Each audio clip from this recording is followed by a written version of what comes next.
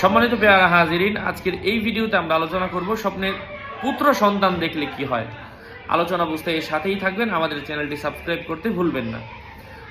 মেয়ে সন্তান দেখা যেমন বরকতপূর্ণ, পুত্র সন্তান দেখাও কোনো দিক থেকে বরকতপূর্ণ কম না। কারণ আমাদের নবী মুহাম্মদুর রাসূলুল্লাহ সাল্লাল্লাহু আলাইহি ওয়াসাল্লাম তিনি ছেলে ছিলেন এবং পৃথিবীতে আল্লাহ পাক যত নবী রাসূল পাঠিয়েছেন সবাইকে পুরুষ আকারে পাঠাইছেন। এই জন্য দিনী ভাই বন্ধুরা, পুরুষ দেখা, ছেলের সন্তান দেখা অবশ্যই ভালো এবং এটাও খায়ের বরকতের ইঙ্গিত করে। মেয়ে দেখা যেমন খায়ের বরকত ইঙ্গিত, পুরুষ দেখাও চতুর্দিক থেকে কল্যাণ, বরকত, উন্নতির ইঙ্গিত বহন করে।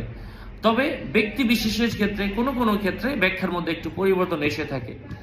তবে যদিও খারাপ কিছু হয় তবে সেটা দ্রুত সময়ের মধ্যে দূর হয়ে যায়। ছেলে দেখার ব্যাখ্যা হচ্ছে এটা।